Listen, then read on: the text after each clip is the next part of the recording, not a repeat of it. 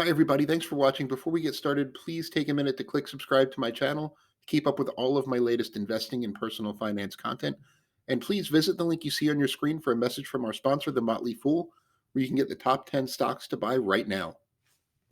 So Berkshire Hathaway is known for a few things. It has a lot of businesses under its umbrella that are household names. I use Geico for my auto insurance, so I'm a Berkshire Hathaway customer. If you've ever bought See's candy, you're a Berkshire Hathaway's customer. If you ever bought ice cream at Dairy Queen, you're a Berkshire Hathaway customer. There's a lot of businesses they own that you know. They're also known for their stock portfolio, which is worth over $300 billion, that has massive stakes in companies like Apple, Bank of America, American Express. I could go on. And they're also known for their cash. Berkshire Hathaway has a reputation for building up big stockpiles of cash. Warren Buffett insists on keeping about $30 billion on the sidelines at all times, just in case the market goes down and they need to cover a lot of expenditures, things like that. And he likes to be a net provider of liquidity to the system in bad times. That's served them well in the past. But in recent years, especially before 2022, they couldn't find a lot to buy. Business valuations were very high. It was really tough to find stocks that really interested Warren Buffett and his team. And that's changed a little bit in 2022. The cash stockpile has come down a little bit, but it sits at about $109 billion. Just $109 billion now. And that's not including what they could buy with credit, because Berkshire Hathaway has better credit than almost any other company that I could think of. They could probably afford to spend up to $150 or so billion on acquisitions. So assuming they just want to use their cash and they still want that $30 billion buffer, Tyler, what do you think Berkshire Hathaway should do with all that cash other than just leaving it in a bank account?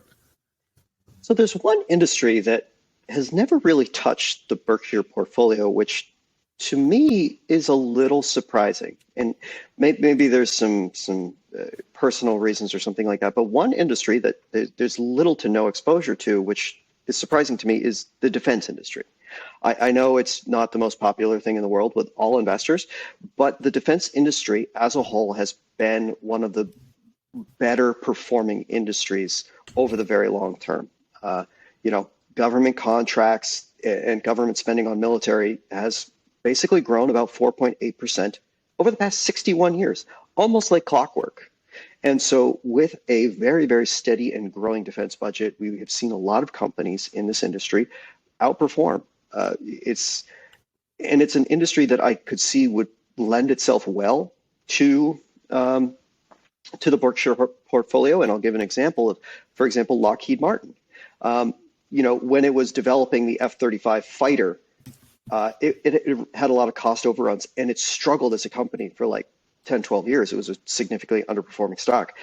But because once it was off the ground, again, rebounded really quickly because all of a sudden revenue started coming in because of this major program, and it very much returned to its market-beating ways.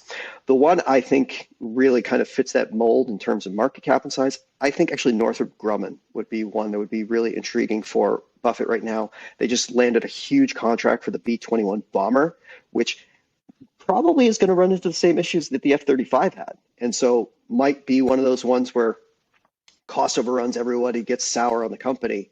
But once that thing goes live, it's probably going to be a huge winner for it. And at $66 billion, it's well within Berkshire's buying range. So I could say, I'll give you a pick for the stock portfolio and one that they should buy as a whole company. For the stock portfolio, and I used to say this is one they should buy in its entirety, but they've spent a bunch of their cash hoard and can't really afford to do that anymore, is Starbucks. It always struck me as a very Buffett-like company. He loves good food service businesses. They own Dairy Queen, I mentioned. Coca-Cola is a big stock in Berkshire's portfolio. Starbucks dominates its industry in a way that very few companies do, and still has a lot of growth potential, especially overseas. And it's just a really well-run company that I think would be a good fit for Berkshire's stock portfolio. As far as wholly owned companies, you might be surprised at some of the companies Berkshire could afford to acquire just for its cash. PayPal is one of them. Not that I think they should buy it, but just to kind of put their cash hoard in perspective, PayPal is within the realm of possibilities. Target, Berkshire could buy Target and still have that $30 billion cushion that Buffett wants. But one that I think that is really interesting, and it's a real estate stock, is Public Storage, ticker symbol PSA. They're the dominant leader in the self-storage industry. They have as much market share as I think the next three players combined. They have, I think, 2,500 different properties in the U.S. alone. And it's about a $50 billion company, very steady cash flow. They've said before they need about 30% occupancy to break even.